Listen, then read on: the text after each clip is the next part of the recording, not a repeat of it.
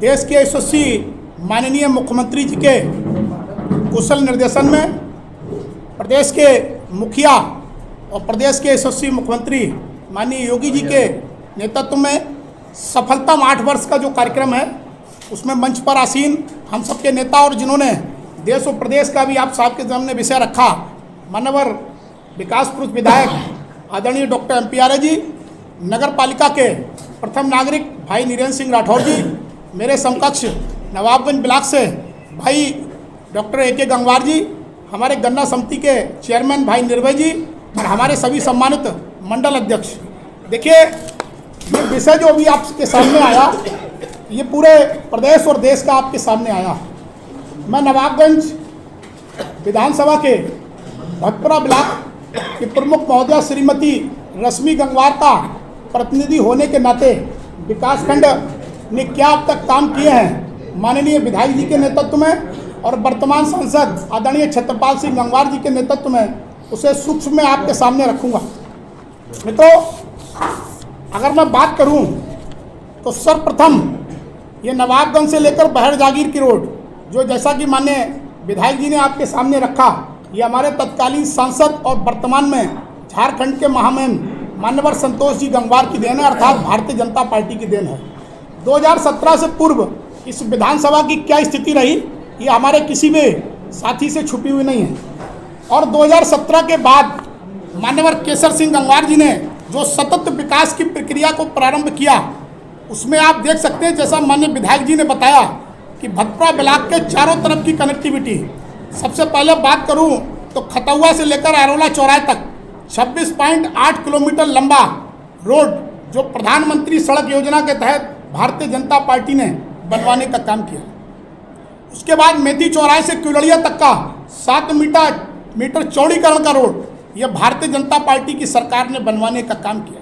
अभी मान्यवर विधायक जी ने हमारे क्षेत्र में एक बहुत बड़ा रोड दिया है, आपके नवाबगंज से लेकर मटकापुर तक 16 किलोमीटर लंबा रोड जो चौड़ीकरण में गया है, जिसका आज माननीय मुख्यमंत्री जी को उद्घाटन करना था।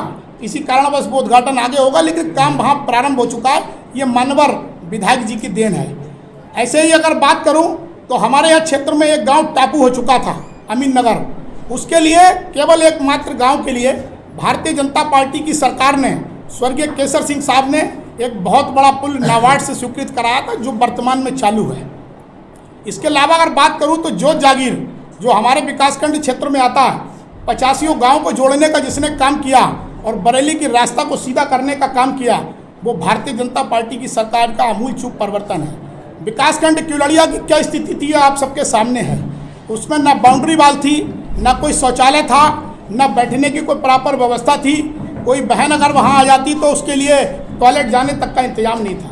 आज पूरा का पूरा विकासखंड का माहौल बदल चुका है, बाउंड्री वाल बन चुकी है, सारा का सारा जितना भी अंदर कैंपस है वो पूरा इंटरलॉकिंग युक्त हो चुका है।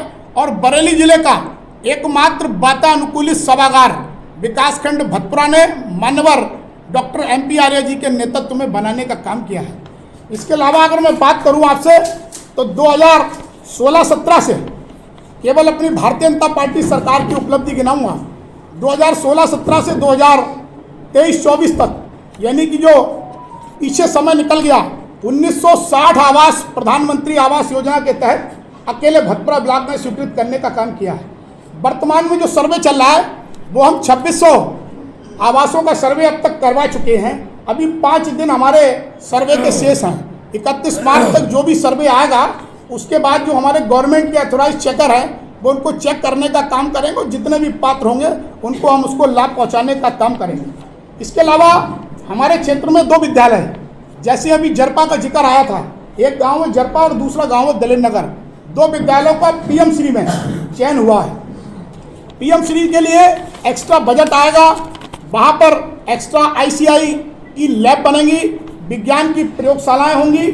वर्ष में एक बार वहाँ के बच्चों को शैक्षिक भ्रमण के लिए सरकार निःशुल्क ले जाने का काम करेगी। उच्च स्तरीय वहाँ पर बड़े बड़े मेले लगेंगे, पूरा कैंपस वाईफाई युक्त होगा। इसके अलावा स्मार्ट बोर्डों के माध्यम से वहाँ पढ़ाई करी जाएगी। जो चीज़ आज हमारे प्राइवेट स्कूलों में संभव नहीं है, उसको उत्तर प्रदेश की सरकार देहात तक लेके आई है। इसके अलावा 2 विद्यालयों को हमने और दिया है, नरई नौवा नगला और गुलड़िया महिपत। उनका नाम भी हमने पीएम श्री के लिए दिया है और उसको भी हम प्रयासरत हैं कि पीएम श्री में उसका चयन हो जाए। इसके अलावा अगर मुख्यमंत्री आवास की हम बात करें तो मुख्यमंत्री आवास में जो केवल दैपीय आपदा के तहत आते हैं 163 आवास अब तक हमने अपने विकासखंड क्षेत्र में बनवाने का काम किया।